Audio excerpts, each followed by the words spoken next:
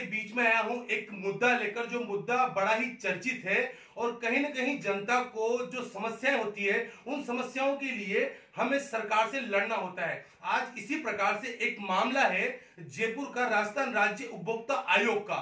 किस प्रकार से ये उपभोक्ता आयोग अपनी मनमानी करता है और यहाँ पर बैठे कर्मचारी किस प्रकार से मनमानी करते हैं, मैं आपको बताना चाहूंगा। हमारे साथ जुड़े हुए हैं राजस्थान के वरिष्ठ अधिवक्ता भारत भूषण जी पारिक। मैं उनसे जानना चाहूंगा क्या नियम कहते हैं कॉपी की कॉपिंग के लिए, जो इंसान ले सकता है, एक अधिवक्ता ले सकता है, एक आम नागरिक ले सकता है। हाँ सर, किस प्रकार से क्या ये नियम कहता है और किस प्रकार से इस विभाग में जो भ्रष्टाचार है वो किस लेवल तक और कैसे होता है? सर राकेश जी, मेरे सामने एक मामला आया।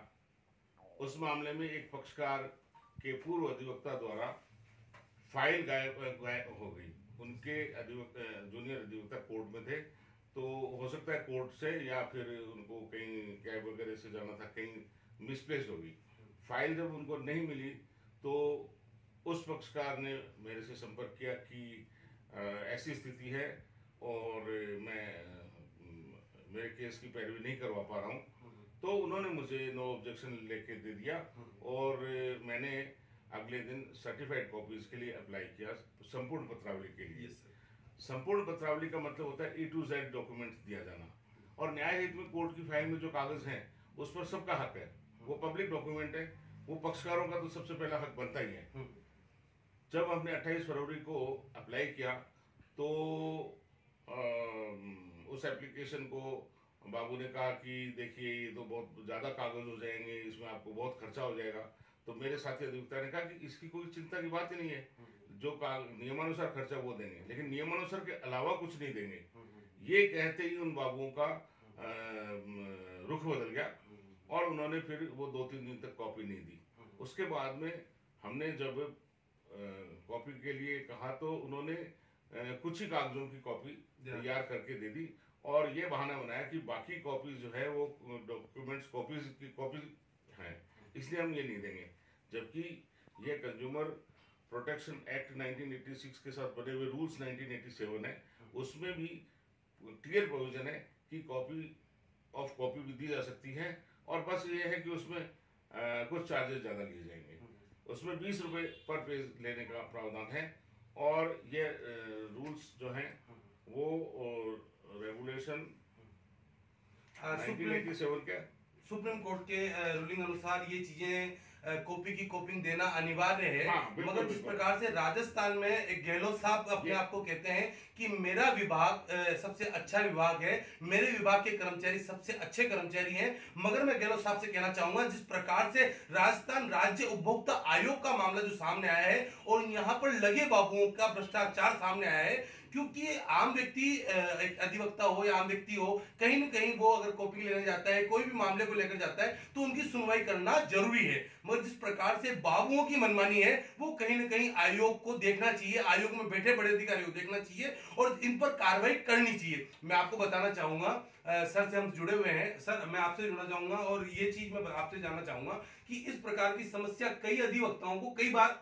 अन्य विभागों में आती है, तो वो अधिवक्ताओं में भी मैं उनको स्पष्ट तौर से कहना चाहूँगा कि एक बहुत बड़ी कमजोरी है, वो बाबुओं के से दबाव के आगे, उनके अनवांटेड डिमांड के आगे वो झुक जाते हैं और उनकी मांगी रिश्वत उनको देते हैं।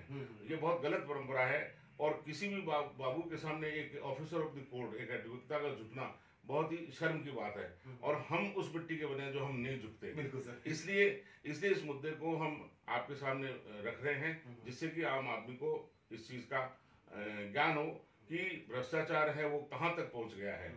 अब देखिए, रूल 21 स्पष्ट कहता है कि सर्टिफाइड कॉपी में कोई भी डॉक्यूमेंट की copy, a party desiring to get a certified copy of any document on the file of the consumer forum may get the same on payment of certification fees of 20 rupees per copy। तो जब स्पष्ट लिख दिया गया कि कोई document की copy दी जा सकती है, तो बहानेबाजी बनाना बाबुओं का सीधा जाहिर करता है कि उसमें भ्रष्टाचार, वो भ्रष्ट तरीके से करना चाहते हैं। और अधिकारी भी जब नहीं सुनते हैं तो अधिकारियों का भी रोल बिल्कुल स्पष्ट होता है कि अधिकारियों की भी पूरी शय ऐसे बाबुओं को हो सकता है कि उनको भी उसका कुछ हिस्सा मिलता हो। जब जब हमने इस मामले को लेकर डिप्टी रजिस्ट्रार नेहा शर्मा जी से बात की तो उन्होंने पहले तो आदेश कर दिया कि नकल दी जाए, लेकिन जब वो आदेश करने के बाद में उन बाबुओं के पास फाइल पहुंचाएगी, एप्लीकेशन पहुंचाएगी, तो उन्होंने कहा कि नहीं, हम कॉपी तो देंगे ही नहीं, हम तो उनको फिर बता देंगे डिप्टी रजिस्ट्रार साहब को कि कॉपी क्यों नहीं दी जानी चाहिए। और अगले दिन डिप्टी रजिस्ट्रार साहब फिर कहने लगे कि नहीं, वो तो कॉपी नहीं दी जाएगी। हमने उनको कानून बताया और हमने कहा हमसे ज़्यादा कानून आपको मालूम होना चाहिए, क्योंकि आप डिप्टी रजिस्ट्रार है, आपको कॉपिंग सेक्शन का भी काम आपको सौंपा गया है। मगर उन्होंने हमारी बात को अनसुना कर दिया गया। उसके बाद में हमने रजिस्ट्रार अनीस दादी साहब के पास अप्रोच करने की कोशिश की, तो पहले तो उन्होंने मेरे साथी अधिवक्ता को स्पष्ट कहा कि नहीं, आप डिप्टी रजिस्ट्रार से मिलिए, हम नहीं मिलते। फिर हमने उनको वीडियो कॉन्फ्रेंसिंग के जरिए, टेलीफोनिक कॉल के जरिए बात की, तो उन्होंने बार बार बात करने की कोशिश, और फिर व्हाट्सएप मैसेज भी किया, तब भी उन्होंने कोई रेस्पॉन्स नहीं दिया। और every time the concerned PA stated that registrar साहब इज बिजी इन मीटिंग। तो जब एक अधिवक्ता से, ऑफिसर ऑफ द कोर्ट से, एक जिसकी जिम्मेदारी है न्यायिक अधिकारी की, वो आदमी बात नहीं करना चाहता है, तो इसका मतलब है कि वो किस तरह से उन्होंने बाबुओं को प्रश्रय दे रखा है, और बाबू पूरी तरह से भ्रष्टाचार में लिप्त हैं। लगातार इसी मामले को इसके बाद मेरे फोन के बाद में आपको खुद को मालूम होगा कि मेरे सामने बैठकर जब आपने बात की, तो आपको पलट के 2-2, 3-3 बार उन्होंने कॉल किया। एक पत्रकार को वो 3 बार कॉल करते हैं, लेकिन एक अधिवक्ता को वो 3 दिन से लगातार टरकाए जा रहे हैं। ये क्या जुडिशियल ऑफिसर के डेकोरम और के अनुरूप है? बिल्कुल गलत है।